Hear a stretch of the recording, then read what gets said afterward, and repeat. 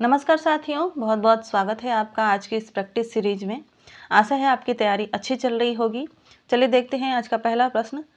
पहला प्रश्न है, कबीर ने जिस प्रकार एक निराकार ईश्वर के लिए भारतीय वेदांग का पल्ला पकड़ा, उसी प्रकार निराकार ईश्वर की भक्ति के लिए सूफियों का प्रेम तत्व लिया और अपना निर्गुण धूमधाम से निकाला। यह किसका कथन है?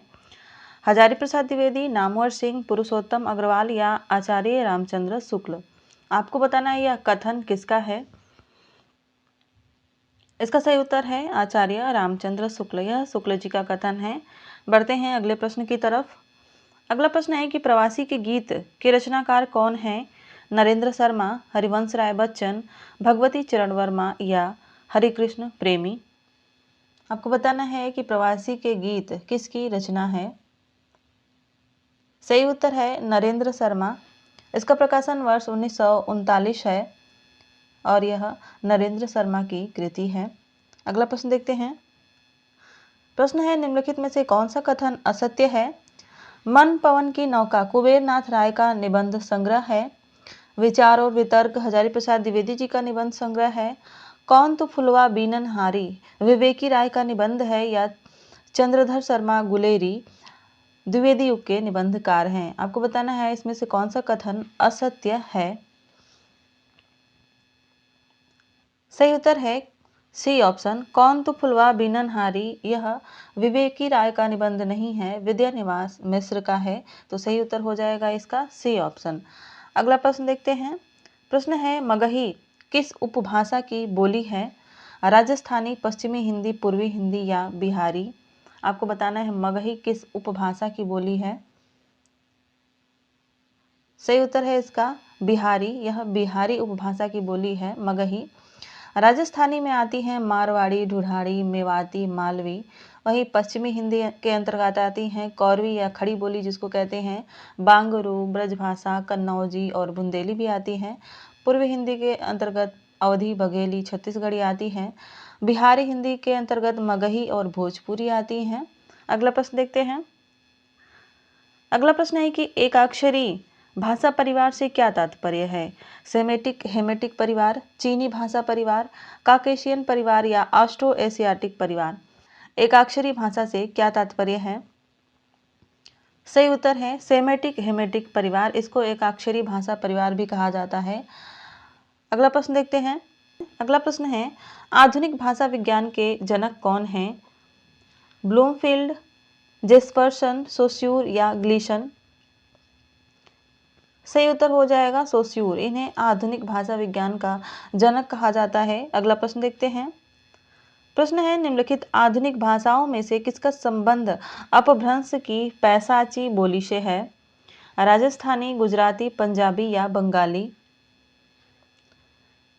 सही उत्तर हो जाएगा पंजाबी। अपभ्रंश की पैशाची बोली से लहंदा और पंजाबी का विकास हुआ था। अगला प्रश्न देखते हैं। प्रश्न है, गैल, भैल आदि किस बोली की किस तरह की क्रियाएं हैं? भोजपुरी, भूतकालिक, अवधि, वर्तमानकालिक, ब्रजभाषा, भूतकालिक या बुंदेली भविष्यकालिक? सही उत्तर है इसका भोजपुरी भूतकालिक क्रियाएं। गैल और भैल भोजपुरी की भूतकालिक क्रियाएं हैं। अगला प्रश्न देखते हैं। प्रश्न है, कौन सी भाषा देवनागरी लिपि में लिखी जाती है? बांग्ला, पंजाबी, मराठी या गुजराती? कौन सी भाषा जो है देवनागरी लिपि में लिखी जाती है? और इसका सही उत्तर है मराठी। मराठी जो है देवनागरी लिपि में लिखी जाती है। इसके साथ साथ संस्कृत, पाली, हिंदी, मराठी कोंकणी, सिंधी, कश्मीरी, बुंदेली, डोंगरी, नेपाली, गढ़वाली, बोडो आदि भाषाएं भी देवनागरी लिपि में लिखी जाती हैं। अगला प्रश्न देखते हैं। प्रश्न है, निम्नलिखित में से असत्य कथन चुनिए। हमें असत्य कथन चुनना है। इसमें से कथन है, रीवा, सतना, शहडोल, बघेली के क्षेत्र हैं। वर्धा की राष्ट्रभाषा सुधार समिति की ओर से देवनागरी में जो सुधार हुआ वह स्वर खड़ी के नाम से जाना जाता है। खड़ी बोली का एक अन्य नाम कौरवी है और राजस्थानी उपभाषा का विकास पैशाची अपभ्रंश से हुआ। आपको बताना है इसमें से कौन सा कथन असत्य है। सही उत्तर है डी ऑप्शन। राजस्थानी उपभाषा का विकास पैसाची अपभ्रंश से नहीं हुआ है बल्कि शॉर्टसेनी अपभ्रंश से हुआ है, इसलिए यह कथन गलत है और यही हमारा राइट आंसर है। अगला प्रश्न देखते हैं। प्रश्न है क व्यंजन के विषय में निम्न में से कौन सा विकल्प सही है? अल्प प्राण अघोष स्पर्शी कंठध्वनि है, या महाप्राण घोष स्पर्शी या कंठध्वनि है, या अल्प प्राण घोष संघर्षी या तालव्य ध्वनि है, या महाप्राण अघोष संघर्षी और कंठ ध्वनि है। क व्यंजन के बारे में बात हो रही है, आपको बताना है इनमें से कौन सा ऑप्शन सही होगा। सही उत्तर है ए ऑप्शन। अल्प प्राण है, अघोष है, स्पर्शी है और कंठ ध्वनि है। अगला प्रश्न देखते हैं। प्रश्न है भोजपुरी बोली की उत्पत्ति किससे हुई है? अर्धमागधी अपभ्रंश से, मागधी अपभ्रंश से, शौरसेनी अपभ्रंश से या ब्राह्मण अपभ्रंश से? सही उत्तर है मागधी अपभ्रंश से। अगला प्रश्न देखते हैं। प्रश्न है ड और ढ ध्वनियों के संबंध में कौन सा कथन शुद्ध है? यह तालव्य ध्वनियां हैं, यह मूर्धन्य उच्छिप्त ध्वनियां हैं, इसका प्रयोग शब्द के आरंभ, मध्य तथा अंत में किया जाता है, या दोनों महाप्राण है।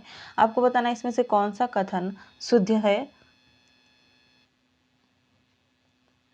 सही उत्तर है यह मूर्धन्य उच्छिप्त ध्वनियां हैं, इन्हें द्विगुण व्यंजन भी कहा जाता है। राइट आंसर हो जाएगा इसका बी ऑप्शन। अगला प्रश्न देखते हैं। देवनागरी में अ के 12 खड़ी का सुझाव किसने दिया था? नरेंद्र देव, श्याम सुंदर दास, काका कालेलकर या विनोबा भावे ने? सही उत्तर है काका कालेलकर। काका कालेलकर ने स्वर की 12 खड़ी का सुझाव दिया था। अगला प्रश्न देखते हैं। जिन ध्वनियों के संयोग से शब्दों का निर्माण होता है उन्हें क्या कहते हैं? ध्वनि, प्रतिध्वनि, वाणी या स्वनिम? सही उत्तर है इसका स्वनिम। जिन ध्वनियों के संयोग से शब्दों का निर्माण होता है उन्हें स्वनिम कहते हैं। ध्वनि विज्ञान की जिस शाखा में किसी भाषा विशेष के स्वनिमों का वैज्ञानिक अध्ययन किया जाता है तो उसे स्वनिम विज्ञान या ध्वनि विज्ञान भी कहा जाता है। तो आगे से ऐसा प्रश्न आए तो आप इसको सही कर लीजिएगा। अगला प्रश्न। उच्चारण की दृष्टि से श, श और स व्यंजन किस प्रकार के हैं? अंतस्थ, वर्ज्य, ऊष्म या तालव्य? उच्चारण की दृष्टि से आपको बताना है। सही उत्तर हो जाएगा ऊष्म व्यंजन। उच्चारण की दृष्टि से ये तीनों ऊष्म व्यंजन हैं। अगला प्रश्न देखते हैं। प्रश्न है झांसी, जालौन और हमीरपुर में कौन सी बोली प्रचलित है? बुंदेली, कन्नौजी, ब्रजभाषा और मालवी? सही उत्तर है बुंदेली। बुंदेली बोली जाती है झांसी, जालौन, हमीरपुर, उरई इत्यादि में। अगला प्रश्न देखते हैं। प्रश्न है देवनागरी का विकास किस लिपि से हुआ है? खरोष्ठी, ब्राह्मी, पारसी या रोमन? सही उत्तर है ब्राह्मी। देवनागरी लिपि का विकास ब्राह्मी से हुआ है और ब्राह्मी लिपि बाएं से दाएं लिखी जाती है। कभी कभी प्रश्न में पूछा जाता है कि किस तरह से लिखी जाती है, तो ब्राह्मी लिपि जो है बाएं से दाएं लिखी जाती है। खरोष्ठी जो है दाएं से बाएं लिखी जाती है। रोमन लिपि भी बाएं से दाएं लिखी जाती है। अगला प्रश्न देखते हैं। प्रश्न है नाटक को पंचम वेद की मान्यता किसने दी थी? आचार्य विश्वनाथ ने, दशरथ ओझा ने, भरत मुनि ने या पाणिनि ने? नाटक को पंचम वेद किसने कहा था?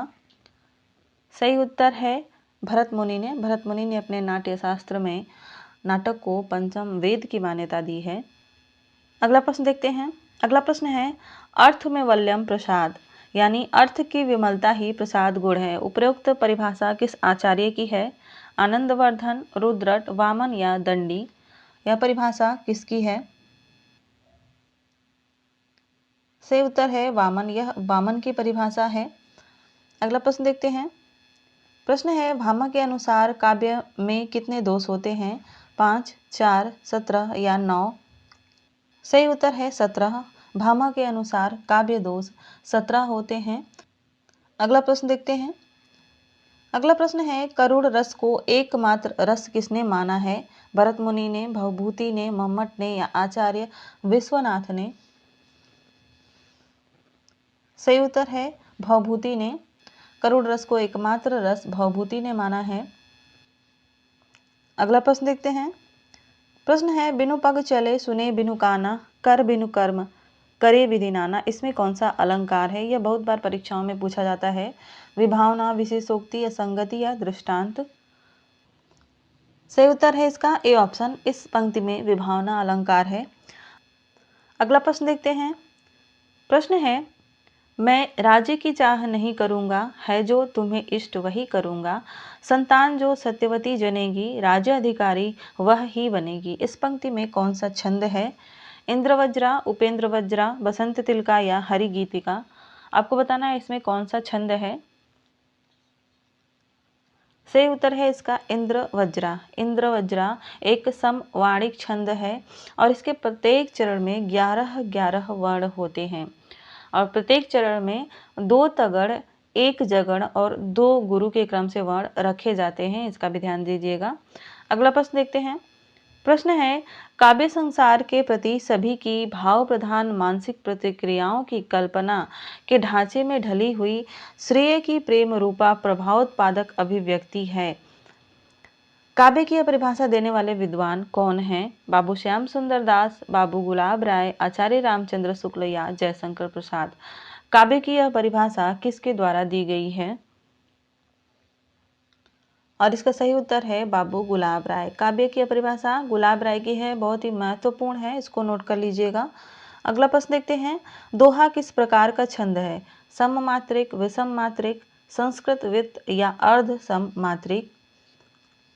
सही उत्तर की बात करें तो दोहा जो है अर्ध सममात्रिक छंद है। इसके प्रत्येक चरण में, इसके प्रथम और तृतीय चरण में 13-13 तथा द्वितीय और चतुर्थ चरण में 11-11 मात्राएं होती हैं। अगला प्रश्न देखते हैं।